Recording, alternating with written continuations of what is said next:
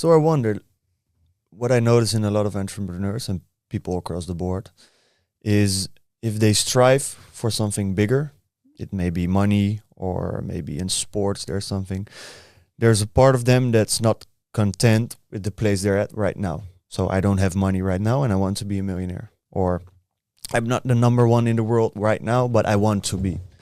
And you start working and you have to find a balance between being content with the things you do and achieve, all the while staying not content to keep the fuel to keep working and developing.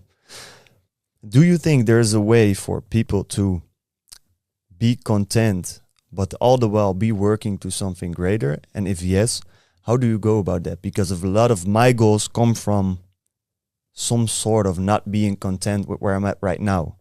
May it be the money I have, the body I have, a lot of things. And if I would be content, I would be like, well, fuck it, it's fine. I'm good like this, just like the fisher. I'm happy. Why should I do it?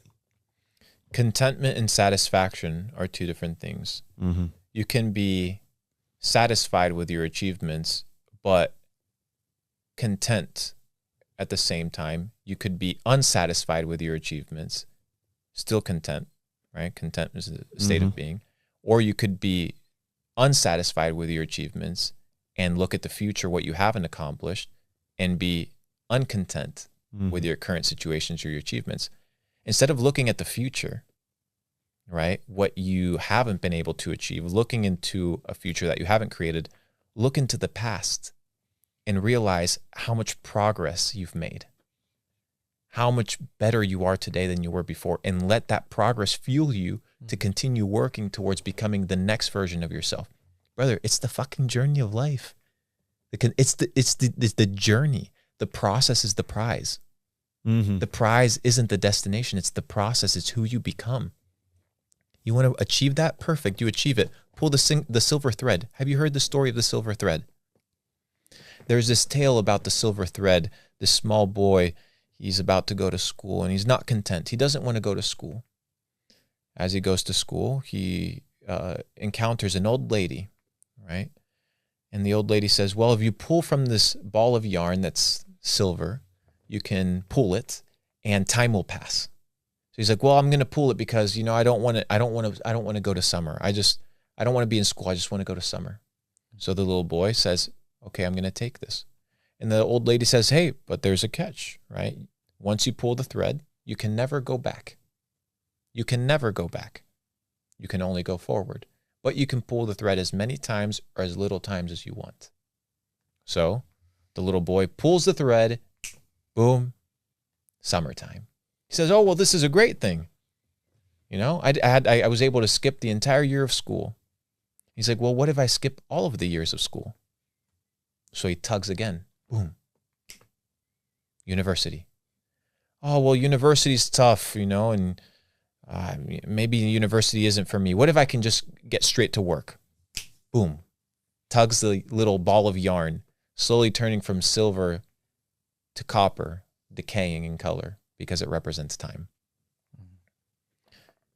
He says, you know what? I'm in the workforce, but I'm unhappy because I'm alone. Let me pull this thread eventually to be in a relationship. Pulls the thread, boom, married. Oh, what happened? I'm married? I missed my wedding day? Oh, well, it's okay. It's not a big deal. Let me just never pull this thread again. So a little time goes by. Eventually, his wife gets pregnant. The wife gets pregnant, has the baby, but then the baby begins to yell and scream. Oh, man, I have to deal with this baby. Let me pull the thread till the baby's grown up a little bit. Pulls the thread, the child grew up.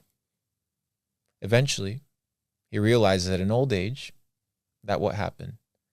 That he wanted to fast forward all of his life, that he wasn't able to experience it. Now the story continues, but the premise is very simple. To live in the future is your inability to live in the present.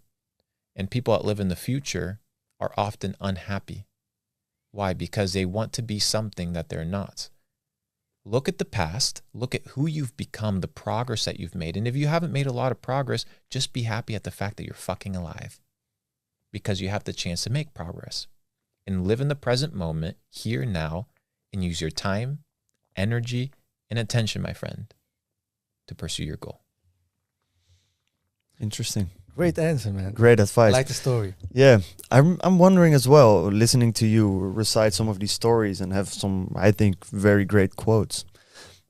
How do you go about having these stories or quotes stored somewhere in your mind? Do you go about writing them down and remembering them, or how do you have all this knowledge just to scoop up and tell when you're in a podcast? Just, I think you're a great storyteller. Did you train that, or have you always been a great storyteller? The more you know, the more you know. True. So just spend time focusing on knowing more things. Mm-hmm. An idle mind is the devil's workshop. That means that an empty mind is open for mischief and doing bad things. When you occupy your time in developing your mind, your spirit, your soul, then that is what reflects. There's a verse in the Bible that says, out of the abundance of the heart, the mouth speaks. Right? So when you see people talking, and it's a reflection of what's inside. Right? So the question is, how do you change your heart? How do you change your mind? Well, it's the sources of information that you listen to, the truth that you believe, what you spend your time, energy, and attention focused on learning and leveling up and discovering. So focus on developing self, and self will develop. If you want to be the best podcast host, do many podcasts. It's the only way. If I want to be a great podcast guest, well, I have to be in many podcasts. I remember doing Instagram lives, back in the day with people that would listen to me. There was 14 people, right? Now I'll turn on my Instagram. I do an Instagram live. I'll have 3,000, 2,500, 5,000 at times. But like I mentioned before, the destination everybody looks at, right? Nobody looks at the process. But when you look at the process, that's the prize.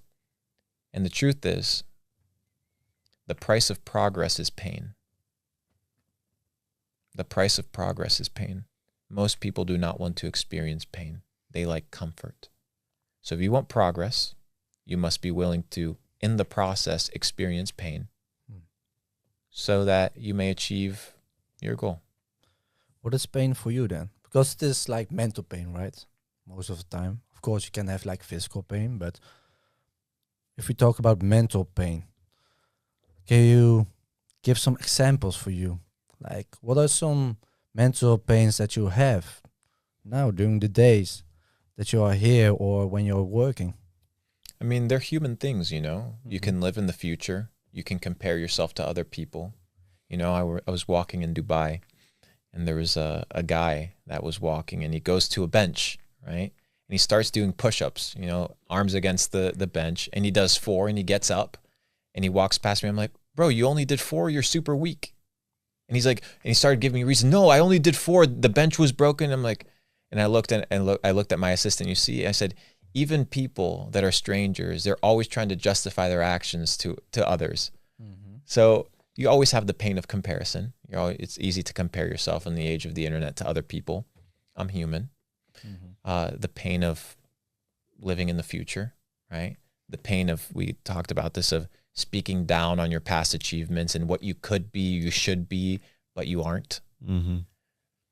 There are many pains that I experience, but I think you can liberate yourself from a lot of these things by living in the present moment, by being here right now. Because when you were a kid, you didn't experience, there's people that have bad childhoods. I'm talking in general. Let's say you live a decent childhood. Most children, they live in the present moment, right? Whatever they're doing at that time, that's what they're doing. This idea of living in your head, right? Doesn't exist. I have my team, sometimes they're like, oh, well, and they see me like looking out into the sky or whatever, looking like blank, and they're like, well, you're thinking about everything, aren't you? And I'm like, yeah, bro, I'm fucking thinking about everything, right? So sometimes I have to catch myself living in a state of pain, but often, like the Buddha says, being in a state of pain or living in a state of anxiety or in a state of suffering comes from attachment, right? So when you're attached to things, attached to people, attached to identities, attached to philosophies, attached to all these things, then you end up being in a situation where you experience pain. But you don't have to experience suffering if you live in a state of what? no expectation, where you're just living life, taking it Stoic. day by day, Mm. step by step, and enjoying yourself. The Buddha taught this, so it's his wisdom, not mine. Yeah, it's quite a lot of Stoic thoughts as well, right?